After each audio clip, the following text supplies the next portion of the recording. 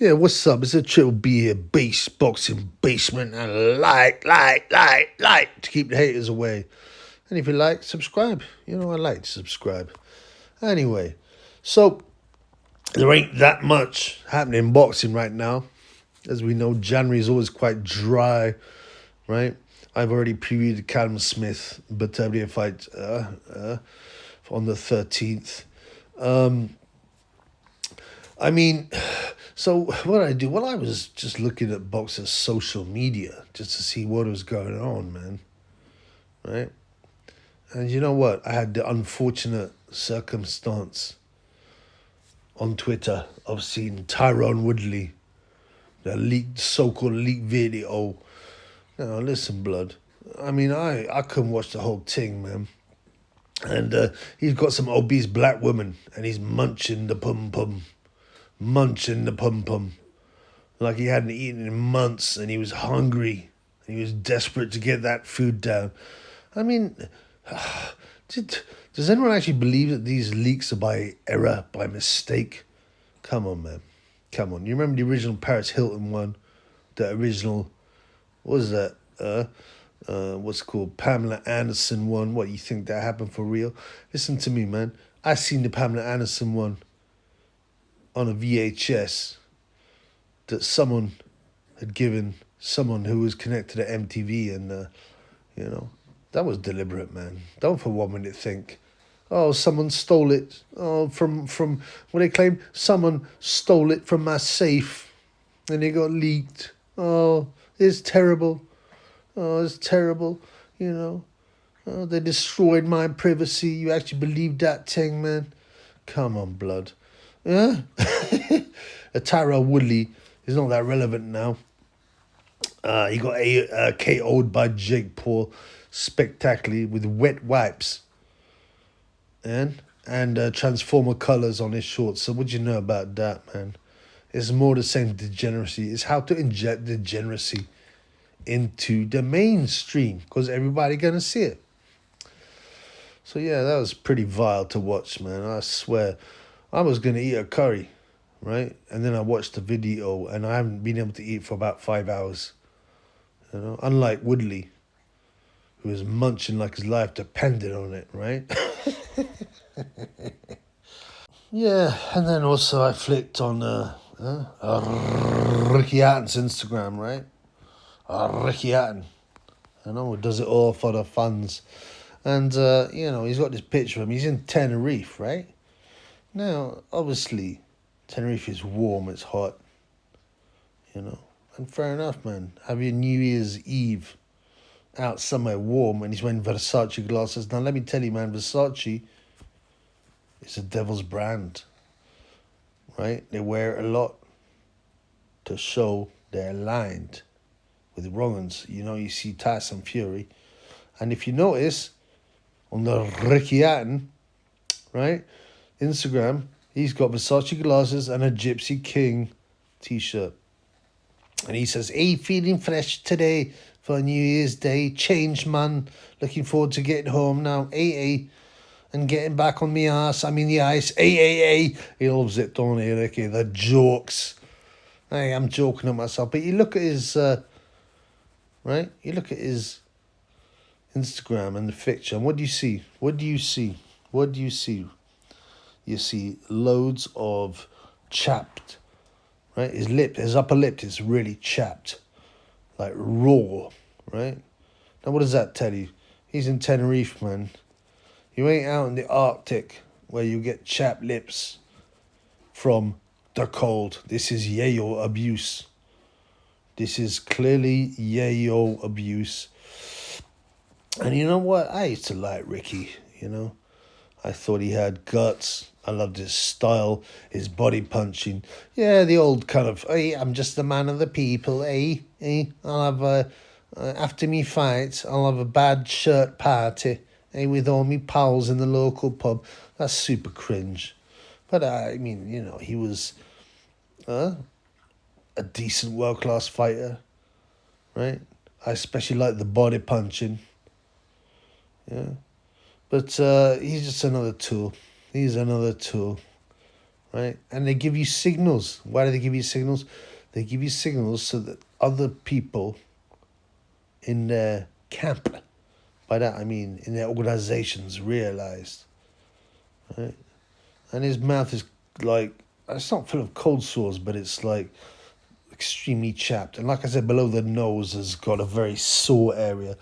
Yeah, what do you think that is, man? What do you think that is? And, I looked at his bum of a son, Camp Bellend Hatton. Camp Bellend Hatton. Now, usually I wouldn't hate a young lad who's trying to make, a living in boxing, you know. And the problem is I'm sick of they're pushing all these people's sons and daughters, above good boxers. You remember? Who was Camp Bellend Hatton's warm-up for his second fight, I think? Dimitri Bivol. One of the pound for pound guys was the warm-up fight for Camp Bellend Hatton. And he probably barely won that fight. And this is a feature of the modern world, that obsession with celebrities. But this is fake. It's not real. It's pushed. It's manipulated by the media. I don't remember Jim Cooper or George Cooper. He had two names. Henry Cooper's brother being pushed because he was Henry Cooper's twin brother. No, he didn't get it. I don't remember Corey Spinks. You remember Corey Spinks? He was a good fighter. Leon Spinks' son. And he was a very successful fighter. But he was they basically based his achievements on what he achieved, if you like. If that makes sense. That's probably a tautology. But, they judged him by what he achieved. And don't get me wrong, Leon Spinks wasn't a massive name. He was a bit of a bum, a crackhead. But still, the Spinks name carries a lot of weight in boxing. There's Michael Spinks too. But Corey Spinks got where he was through his own achievements and his own talents. Not because he's got the Spinks name. And now we see all these guys. Obviously, there's Eubank Jr., there's Connor Bum, and Hatton. Hatton being the worst one. Because Camp Bellend Hatton is just awful. And I believe they've stuffed him full of peds to try and get something more out of him. But he's whack. He can't punch. Right? He's impossible to miss. And even that, I'd give him some leeway. But he's so arrogant. He's always bragging. Oh, I didn't lose that fight. I won that fight. He's bragging. You see his little face. And he gets to train all day. All he does is pro boxing. Most pro boxers at the low level, they've got jobs. They've got to try and support themselves or their families.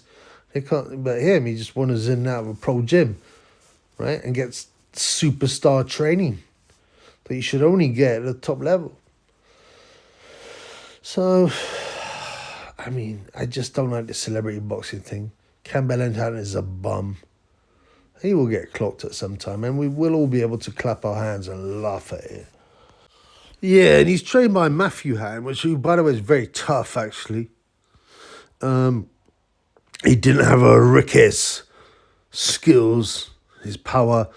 He's very tough, but he looks like a guy who's been in chemotherapy for 15 years, man. He looks...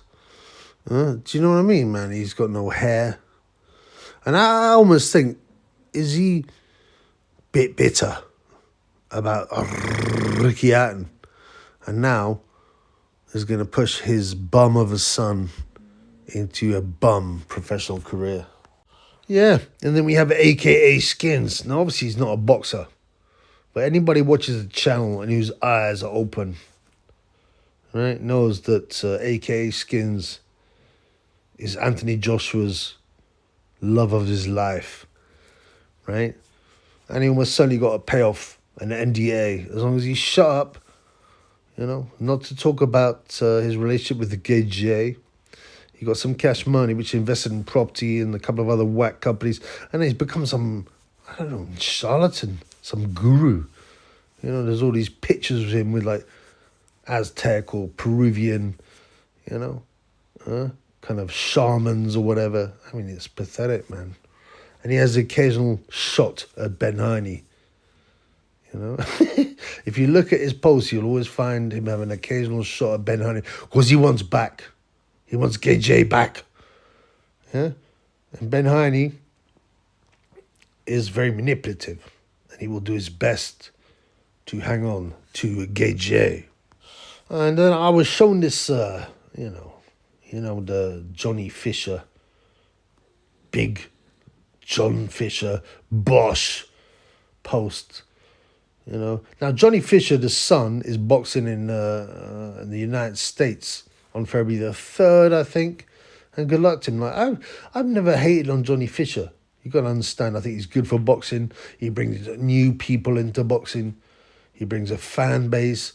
He sells tickets. And good on him. They work for it. And his dad, is part of the story. Always eating Chinese, but it's come on, man. We're bored of that, We're bored of that gimmick. Look at the father. Look at how fat and disgusting he is. He's obese. He's sunburnt. He's got moles all over him. So that means you have to be careful with the sunlight, right? And if you got covered in moles, I don't know about you guys, but I once had a girlfriend who had loads of moles on her body, and I thought, your DNA is poor. I'm not attracted to this. It seems very odd. Like you will get melanoma. And if Johnny Fisher Jr., right, really wanted to look after his dad, instead of encouraging him to put pictures of him eating Chinese and kebabs and blah, blah, blah, and all kinds of sandwiches, he would say, look, Dad, you're obese pig, right? You probably won't live to be past 60. Let's get you somewhere when you stop being so greedy. Stop being so greedy and stop eating so much. Because then we want you to hang around. And I think it's quite nice, the Fisher family, dynamic, that the dad's involved in it and all that kind of stuff. But, I mean, you've got to worry about the man's health. He's obese. He's a disgusting pig, So, hopefully, Johnny Fisher, the boxer, will convince Big John to stop eating so much. And he'll have him for longer. I mean, come on, man. This is just common sense. We don't live in the 1950s no more. We realize that obesity leads to heart attacks. Okay? And greed is no good. Greed is no good, especially at that level. And then randomly something on my Instagram came up, right? And there's a picture of Jack Dempsey. And it's some stupid story. Oh, Jack, it's pretty made up, man. Oh, Jack Dempsey saw a couple of guys trying to rough up an old man to steal his takings or whatever. And Jack walked in and knocked them out with the right hand and a left hook. I mean, it's possible. But, come on, man. PR is easy enough these days to manipulate, let alone in the old days when you didn't have cameras everywhere and mobile phones. But this is not the interesting part of the story. Look at him. Look at him with the one-eyed thing. And I said before, he's part of the secret society, as was Jack Johnson, as was Sugar Ray Robinson, as was Smoking Joe Freemason. They've been involved in this for years, right? But obviously, back in the day, you couldn't necessarily recognize it, all the signals, because you only looked at old school press. Whereas now we've got the internet and we get to see the symbols come up again and again and again and again. And now we realize what they mean. And they're a sign. They're not a sign for the normal people, to go, oh yeah, this is what we are now. They're a sign for the other secret society people to know, I'm one of you. I'm a wrong un too. You know that 33% of US presidents were admitted members of the secret society. Did you know that? Yeah, and much to my amusement, I looked on Gay J's Instagram, and there's a picture with a girl. I think he takes her on the pad, and she's awful and all. I don't know who she is. I have no idea who she is. obviously not a boxer. And I'm looking at it going, really? Really? You honestly think you're going to fool us that you're straight because you put up a picture of yourself with a woman? Everybody that follows this channel and anybody with eyes that's awake will know that KJ is into bate business. Yeah, and weird stuff with Ben behind me. I think they hire. Yeah, they do women stuff too. They like, Chisora. They swing both ways, and they humiliate women together. But at the end of the day, after the humiliation ritual is done, it's Ben behind KJ, and taking care of business. I saw Son Edwards. But it looks like Sonny Edwards got a new girl, and she ain't black, and that's the biggest surprise. She ain't black. She's Brazilian. She's mixed. She like Latina, but I don't know. There's a few hints there, a few hints there. She come to Saudi Arabia, and Sonny, I think, has got a new girl. She's very attractive. She's very attractive. Hopefully, she's not like Daniel Dubum's girlfriend and has a Corey. Hopefully, she has not got a Corey. But, yeah, good luck to Sonny. It seems that he likes the cafe latte. He likes a cappuccino. He doesn't like a Bourneville 11:59 p.m. type chocolate. That's for sure. Finally, another idiot. Abdul Wahid, aka Gervonta Davis. So allegedly he's converted to Islam. I don't. Surely no one can believe this is serious. Okay, I remember Jarrell Miller also converted in Saudi, and apparently Spencer the Mug Fearing cried because he was so emotionally moved. Yeah, but I think it's a bit of a trick again. I mean, trying to insert Islam into Western society, and this is just another way to push it. Obviously, Saudi are Wahhabi, and they are allegedly the strictest Islamic nation, but they're not now. They've started to insert degeneracy, bread and circus, sport, men in shorts, women. This is just part of the deception. And as for Gervonta, he's got covered in tattoos, which are 100% haram.